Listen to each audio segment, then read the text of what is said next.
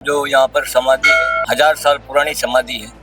मेरे सपनों में ये आती थी समाधि, पर समझ में नहीं आता था। भारत का पहला मंदिर होगा जो दान पेटी नहीं लगेगी, पत्र पेटी लगाएंगे ताकि सबकी सुनने वाला। तो देश में संकट क्यों है, भाईचारा क्यों नहीं है, प्रेम क्यों नहीं है, मोहब्बत क्यों नहीं है? आज हम पत्थरों को, नंदी को पूजते हैं, तेल सिंदूर क्या क्या चढ़ाते हैं? और जीते नंदी को आज वो कट रहे हैं। भय देखने भक्ति सब करे, भय देखने भक्ति सब करे, मन से करे न कोई। अरे मन से जो भक्ति करता है, मन से जो भक्ति करता है, भगवान साई की तरह चलते हैं। खमागणी राम राम सा, मैं हूँ आपका दोस्त दीपक। आप देख रहे हैं झलको जोधपुर चैनल। सबसे पहले आप सभा ने महाशिवरात्रि पर्व की हार्दिक शुभकामनाएं। आज मैं अपने जोधपुर एक ऐडम मंदिर लेना आई हूँ, जिन्हें बारे में आप बहुत कम सुनिया होला या फिर शायद गया भी नहीं होला। सबसे पहले आपने बता दूं कि जब आप सूरसागर या फिर आप घोड़ाघाटी साइड में आया करो तो उठे एक रॉयल्टी चौराया है, उठो एक रास्ता फटे है जो सीधो इन मंदिर आ रहा है। कौन सा मंदिर आ रहा है? सबसे पहले आपने बता दूं कि जब आप ऊपर चढ़ के आओला तो कच्चो रास्ता लो, कच्चा रास्ता अठे आपने इन तरह के खाना दिखेला, जगह जगह अटे आगे पीछे सब जगह जो है माइंस है। लेकिन जो ही आप दूसरी तरफ देखोला तो अठे आपने दिखेला एक भगवा झंडो लगो, वो ओम लिखो वो है उठे मंदिर। इन मंदिर का नाम है आशुतोष महादेव मंदिर। मंदिर काफी पुरानो है, अठे एक समाधि स्थल भी है और बताया जा रहा है कि एक महादेव रा भगत है, महाराज है, जो क्या पहले कभी अचलनाथ महादेव मंदिर जो शहर में उठे पूजा करता था, सेवा करता था। पर वे उठूं इन जगह पे आ गया, काफी समय से तपस्या कर रहा है, अपना घर बार छोड़ के बटे क्यों आया, कब से आया और अठे सेवा दे रहा है। आज आप अंदर चलाना, आपने मंदिर भी दिखाऊंगा। बताया जा रहा है कि अठे विशाल शिवलिंग भी है, एक नहीं दो तीन है और बहुत ही भव्य आरती भी है। आओ मैं अपने दर्शन कराऊं आज इन महाशिवरात्रि पर्व पे आशुतोष महादेव रा। आप देख सको महाराज जी आप आगे ये वो बात करला आपसे जानकारी लेना चाहता हूँ मैं कि ये मंदिर कितना पुराना है और आपने यहाँ कब से तपस्या कर रहे हैं? पहली बात तो ये जो यहाँ पर समाधि है, 1000 साल पुरानी समाधि है, जीवित समाधि है और बहुत ही चेतन समाधि है। मैं पहले अचलनाथ में सेवा करता था, सिद्धनाथ अचलनाथ में। मेरे सपनों में ये आती थी समाधि, पर समझ में नहीं आता था। और सामने देवरा मंदिर है, मैं वहाँ पर आके भी गया, फिर उसके बाद मुझे समाधि के बारे में पता चला। मैंने समाधि को बोला था 2013 में कि बाबा अगर कुछ खटपट हो जावे तो मेरे को यहाँ पे जगह देना, आप मैं थोड़ी भक्ति कर लूँगा। और बाबा ने किया मेरे ऊपर, बहुत डायरेक्ट तो नहीं आया, घूमते घूमते घूमते घूमते और आखिर में बुला ही लिया बाबा ने। और आज यहाँ जो भी है इस समाधि के, और लोग समझ नहीं रहे हैं, हम तो रहेंगे नहीं रहेंगे, पर आने वाले समय यहाँ लोगों को पता चलेगा बाद में, और ये एक धाम बन जाएगा एक दिन। ये सारे नर्मदेश्वर शिवलिंग है और हमारे गुरुजी खुद आकर गए यहाँ पर और उन्होंने नामकरण भी किया। ये सारे नर्मदेश्वर है और अपने आप में एक शक्ति है, शक्ति भी है और भक्ति भी। और यहाँ सब कैसे चल रहा है, सब यहाँ पर कोई दान पेटी भी नहीं लगा रखी और ना लगाएंगे। भारत का पहला मंदिर होगा जो दान पेटी नहीं लगेगी, पत्र पेटी लगाएंगे ताकि सबकी सुनने वाला।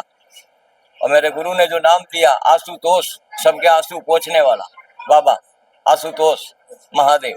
जो भी सांप आते हैं यहाँ पर और आके अपने आप में एकदम लीन हो जाते हैं।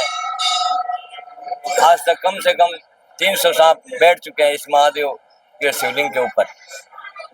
और बड़े बड़े सांप आए और मैंने को उनको बैठाया 18 घंटा 20 घंटा, सबका रिकॉर्ड, आरती कराना, अभिषेक कराना।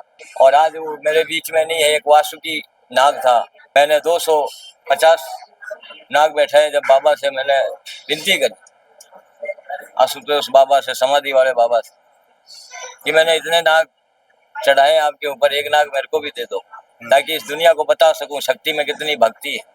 आज दुनिया भटक रही, मोबाइलों में, इसमें नई चीजों में लगी हुई है। पाने के लिए कुछ खोना पड़ता है। इंसान के कर्म खुद के ही हाथ में है, बिगाड़ना और सुधारना। कर्म का लेख नहीं मिटे भाई, हम चाहे लाख करें चतुराई।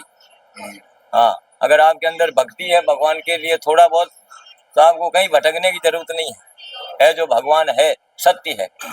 वो जो गीता का सार लिखा हुआ है वो सत्य है। उन चीजों को समझ जाए, गीता तो बहुत दूर की बात। और पहली बात, यहाँ पर पानी नहीं था।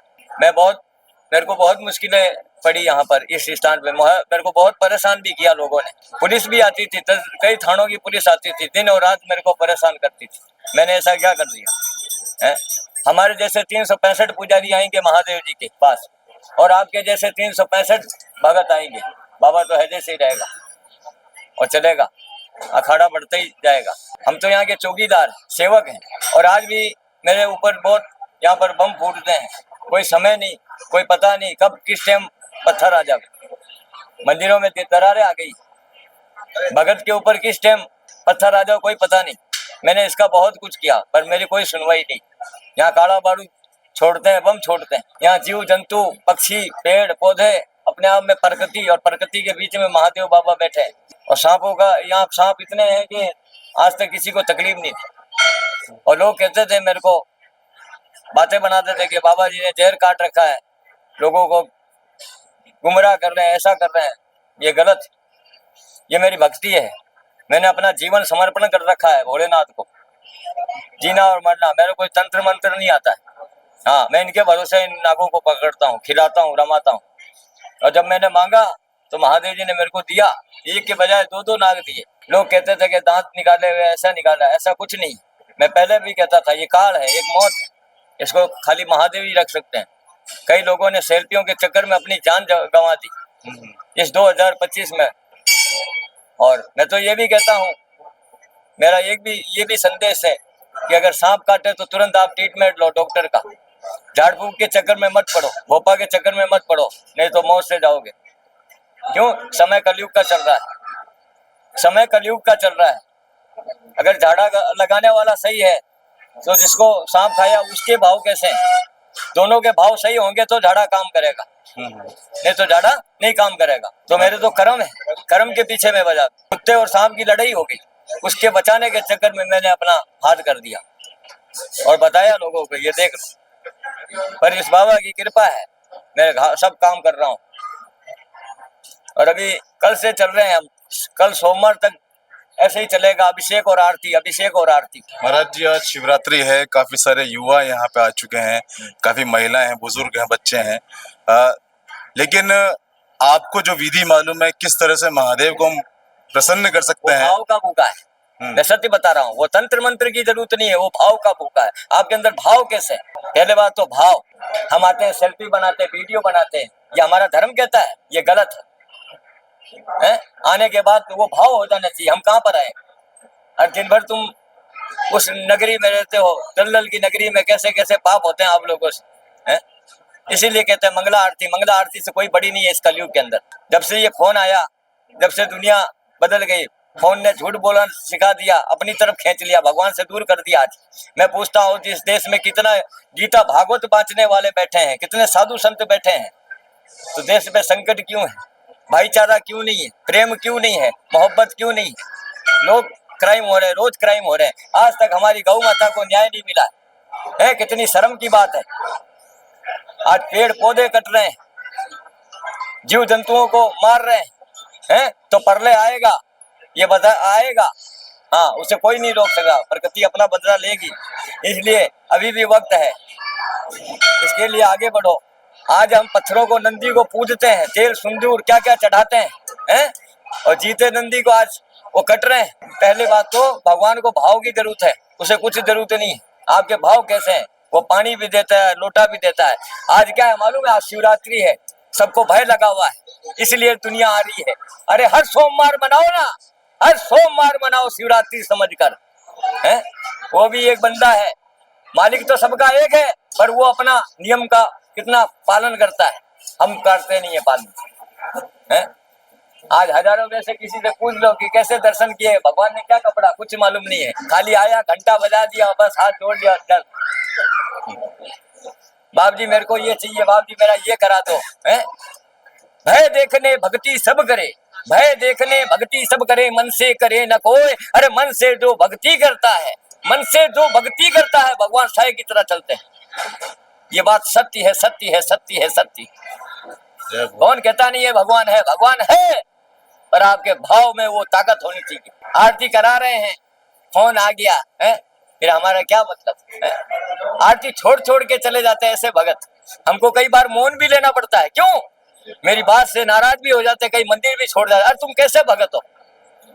फिर तुम कैसे भगत हो? भाव झलको